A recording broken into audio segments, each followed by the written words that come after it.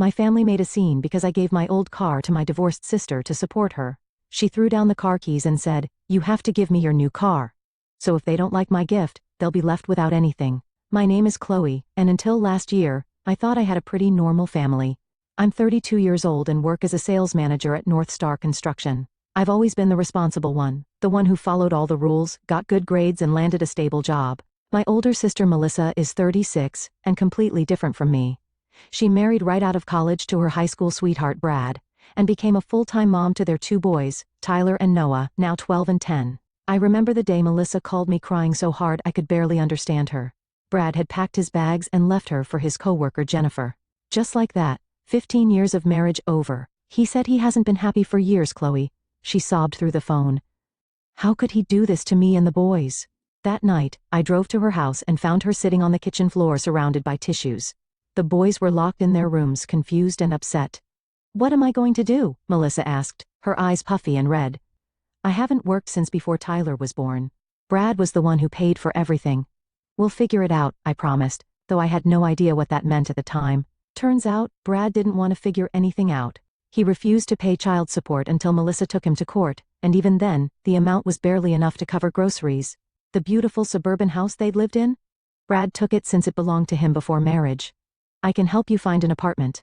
I offered one afternoon while helping her pack up the house. The boys were with our parents, which was good because Melissa kept breaking down every few minutes. "How am I supposed to pay rent? I have no income, Chloe." That's when I made the offer that would change everything. "I can cover it until you get on your feet." My parents were supportive too. Dad, a retired accountant, and Mom, a former elementary school teacher, immediately stepped up. They'd pick up the boys from school, help with homework, and make sure they had dinner when Melissa started working part-time at a local boutique. For the first few months, things seemed manageable. I'd transfer money to Melissa for rent, and occasionally pitch in for other expenses. I lived alone in a modest 2-bedroom apartment, drove a reliable Honda Accord, and made good money at North Star. I could handle helping my sister through a rough patch, but as weeks turned into months, something changed. Instead of moving toward independence, Melissa seemed to sink deeper into victimhood. "Brad ruined my life" became her daily mantra. I had everything planned out. I was going to be a stay-at-home mom until the boys went to college. Now look at me. I tried to be sympathetic. Maybe talking to someone would help. I could pay for a therapist. The look she gave me could have frozen fire. I don't need someone to tell me how to feel, Chloe. I need money to live. Do you have any idea how humiliating it is to work at that store? The manager is 10 years younger than me. Conversations like this became routine. If I mentioned I was busy, she'd call our parents, who'd listen and validate her anger for hours. Mom would call me afterward. "Your sister is really struggling, honey. She needs us all to be there for her." By the 6-month mark, the financial strain was becoming noticeable. It wasn't just rent anymore. It was the boys need new soccer cleats, and the refrigerator is making weird noises, and Tyler's math grades are slipping. He needs a tutor. Each request seemed reasonable on its own. How could I say no to my nephews needing school supplies or winter coats? But one night, sitting at my kitchen table with a spreadsheet open on my laptop, I added it all up. I nearly choked on my wine when I saw the total. I was spending almost a third of my monthly income on Melissa and her kids. The next Sunday dinner at my parents' house, I decided to bring it up. We were all there, Mom and Dad, Melissa, the boys and me. Mom had made her famous pot roast, and everyone was in a good mood. It seemed like the perfect time for a difficult conversation. "So, I've been thinking," I said carefully after we'd finished eating. "It's been almost a year since the divorce. I'm happy to help with rent, but some of the extra expenses are adding up. Maybe it's time to look for a full-time position?" The silence that followed was deafening. "Are you saying you're tired of helping me?" Melissa's voice was dangerously quiet. "Do you have any idea what I'm going through?" "The boys are in school all day," I pointed out, gesturing to my nephews. "And Mom and Dad help with pickup. There are jobs with regular business hours that I can't believe you." Melissa stood up so fast her chair tipped over. "I'm still recovering from Brad destroying our family, and now you're attacking me too?" "I'm not attacking you. I'm just come on boys, we're leaving." She grabbed her purse and motioned to Tyler and Noah, who reluctantly got up, mumbling goodbye to our parents. The front door slammed so hard the family photos on the wall rattled. I looked at my parents, expecting at least some understanding.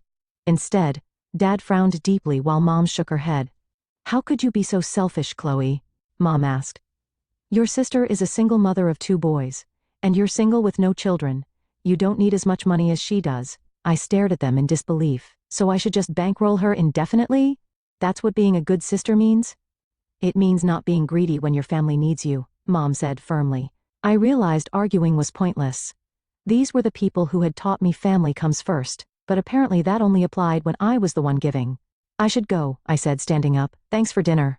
As I drove home that night, I felt completely alone for the first time in my life. A week after the disastrous family dinner, my phone buzzed with a message from Melissa. Need $500 for boys' clothes. They've outgrown everything and look terrible. Please send today. No hello, no acknowledgement of our argument, not even a please until it was tacked on as an afterthought. I stared at the message for a long time, my finger hovering over the keyboard. Part of me wanted to refuse to finally set a boundary, but then I thought about Tyler and Noah. It wasn't their fault their mom was acting this way. I sighed heavily and transferred the money. Melissa's only response was a thumbs up emoji. Work became my refuge. At North Star Construction, I was respected. My opinions mattered. When I closed deals, people congratulated me instead of asking for more. I threw myself into a particularly challenging project, securing a contract for a new office complex downtown. The client was notoriously difficult, but I spent weeks preparing the perfect pitch. You knocked it out of the park, Chloe, my boss said after we signed the contract. This commission is going to be substantial. When the bonus hit my account, I felt a rush of excitement I hadn't experienced in months. For once, I decided to do something for myself instead of tucking it away from Melissa's next emergency. I'd been driving my Honda Accord for 7 years, and while it was reliable, I'd always dreamed of something a little nicer. The following Saturday, I visited 3 dealerships and test drove half a dozen cars. By the end of the day, I was the proud owner of a silver Audi A4, not the most extravagant car on the lot, but definitely a step up from my Honda. As I drove it home, I felt proud of myself. This was the result of my hard work, my dedication. Then I thought about Melissa. Her car was a 15-year-old Toyota with over 200,000 miles on it. She complained about it constantly, how it made strange noises, how the air conditioning barely worked, how embarrassed the boys were to be seen in it. My perfectly good Honda would be a massive upgrade for her. The next family dinner came around quickly. I deliberately drove the Honda, planning to surprise Melissa. When I arrived at my parents' house, I heard her voice before I even opened the door, and then Jenny had the nerve to ask me to cover her shift on Saturday. I told her, I have children, you know. I can't just drop everything because you want to go to a concert. And she said other single moms at work manage just fine. Can you believe that? My parents were nodding sympathetically as I walked in. Mom patted Melissa's hand.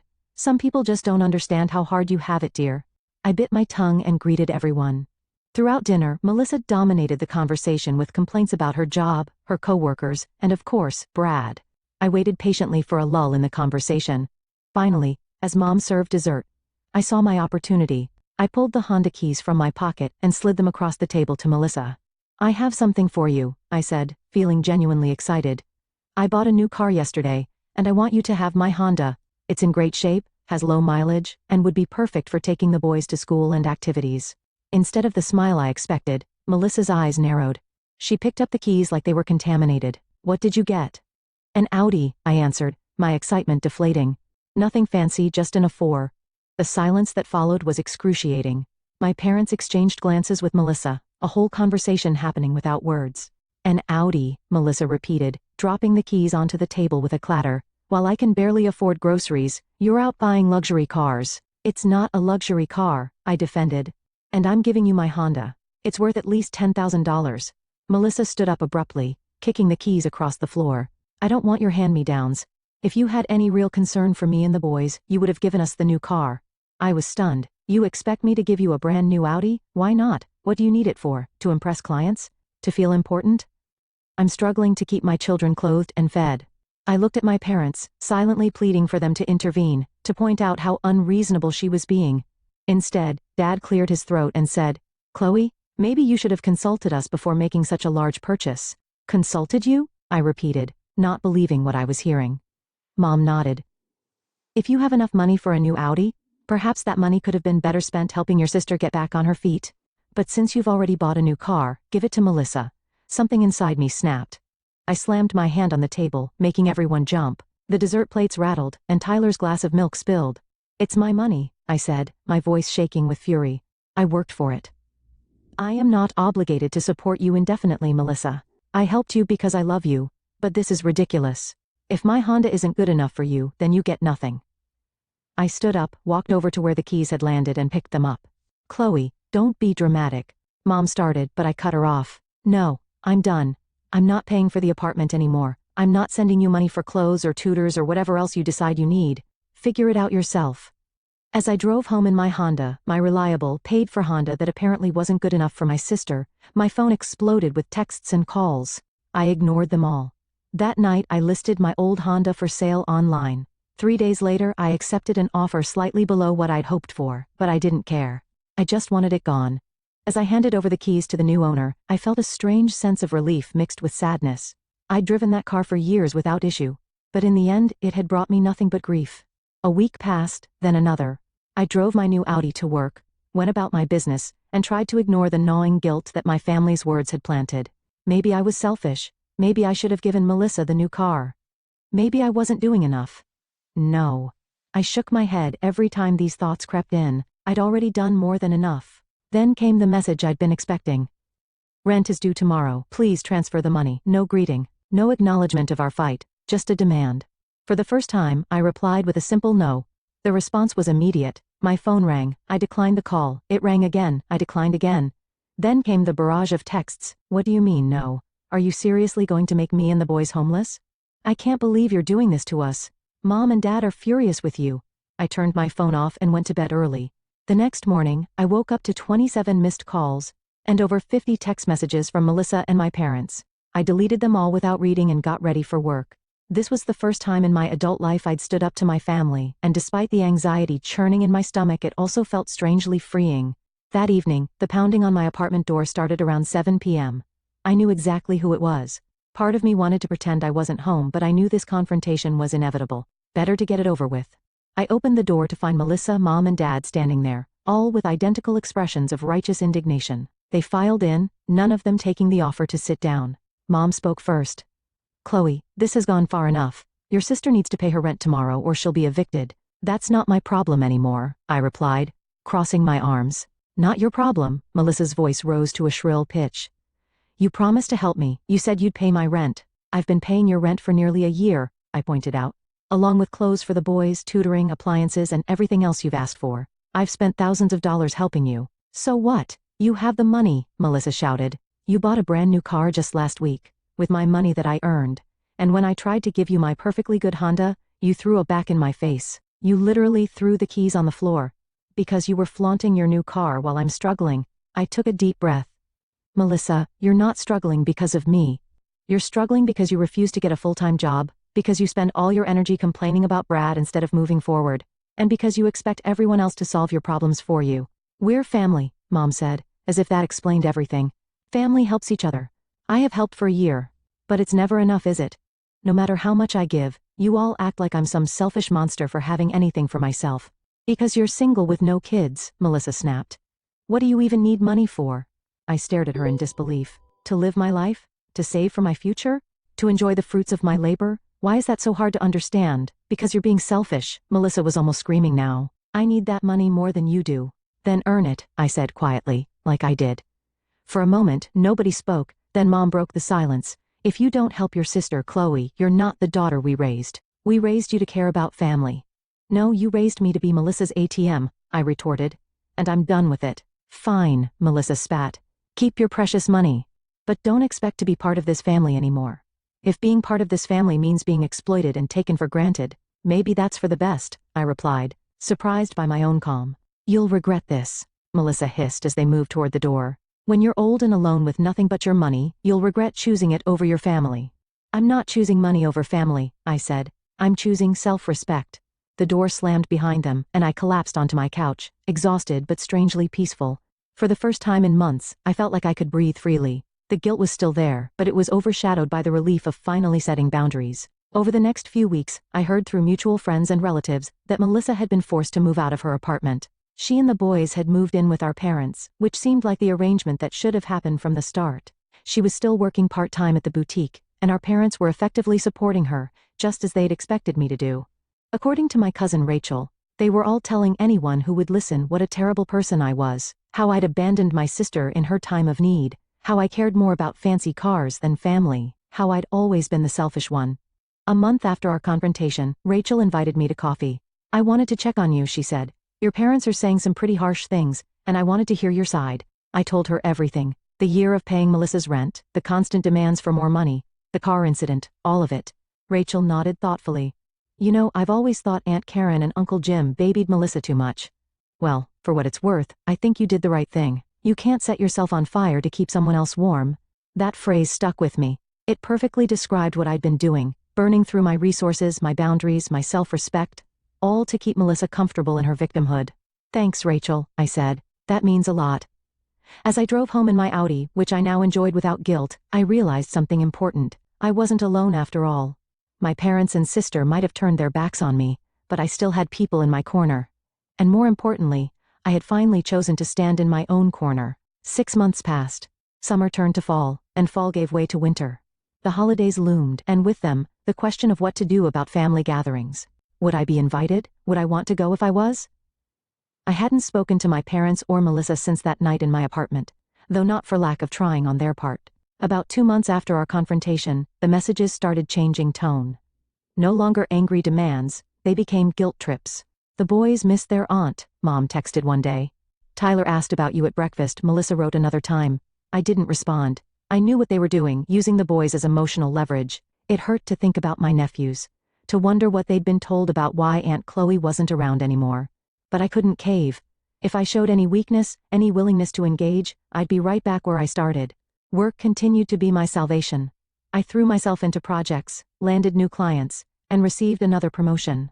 My bank account was healthier than it had ever been, now that I wasn't supporting 2 additional households. I started taking better care of myself too. I joined a yoga class, reconnected with old friends I'd neglected during the Melissa crisis, and even went on a few dates, though nothing serious developed. For the first time in years, I was putting myself first without guilt. In early December, I ran into my nephew Tyler at the mall. He was with a friend, no sign of Melissa or Noah nearby. When he saw me, his eyes widened, and he hesitated before approaching. Aunt Chloe, he said cautiously, as if unsure I'd acknowledge him. Tyler? I gave him a warm smile. How are you, buddy? I'm okay, he said, shuffling his feet. We're living with Grandma and Grandpa now. Mom complains a lot. Noah and I share the guest room. I nodded, not wanting to say anything negative about his mother. And how's school? Good. I made the basketball team. A small smile crossed his face. Coach says I might start next game. That's fantastic. I'd love to come watch sometime if that's okay with you. His face lit up. Really? That would be cool. Our next game is Thursday at 4:30. I made a mental note. I'll try to be there. I kept that promise. I sat in the back of the bleachers watching Tyler play. He was good, lanky and quick, with natural athletic ability. When he scored his first basket, I cheered loudly, and his head turned in my direction. The smile he gave me was worth any potential awkwardness with Melissa. After the game, I waited outside, unsure if I should approach. Tyler made the decision for me, jogging over with his gym bag. You came, he said, sounding genuinely surprised. I said I would. I gestured to the parking lot. Is your mom here? He shook his head. Grandma brought me. She's waiting in the car. I followed Tyler to a familiar sedan, where my mother sat in the driver's seat. When she saw me approaching with Tyler, her expression was unreadable. Hi, Mom, I said simply when Tyler opened the passenger door. She looked at me for a long moment. Chloe, what are you doing here? I ran into Tyler at the mall. He invited me to his game. Mom's gaze softened slightly. He's getting quite good, isn't he? He's amazing, I agreed. An awkward silence fell. Tyler looked between us, clearly hoping for some kind of reconciliation. Would you like to get coffee sometime? I finally asked. Just the 2 of us? She hesitated, then nodded. I'd like that. We agreed to meet the following week. As they drove away, I felt a glimmer of hope. Perhaps not all bridges were permanently burned. Coffee with Mom was tense at first. We tiptoed around the issues, talking about the weather, her garden, my work. Finally, I took a deep breath and addressed the elephant in the room. I miss you and Dad, I said. And the boys. But I can't go back to how things were before. Mom stared into her coffee cup. Melissa is still struggling. I know, and I'm sorry for that. But I can't be her safety net anymore. She says you abandoned her. I shook my head. I helped her for almost a year. I paid her rent, bought clothes for the boys, paid for tutoring. I did everything I could. But she wasn't getting better, Mom. She was getting more dependent. Mom was quiet for a moment. Your father and I might have enabled that, she admitted, surprising me. We've always babied her. Even as a child, she was the fragile one, and you were the strong one. It was the first acknowledgement I'd ever heard from either of my parents that Melissa had been treated differently. Being the strong one doesn't mean I have to carry everyone else. No, Mom agreed, it doesn't. And perhaps we expected too much from you. It wasn't a full apology, but it was a start. We agreed to have dinner, just the four of us, me, Mom, Dad, and Melissa, to try to clear the air. I was nervous but hopeful. That dinner never happened.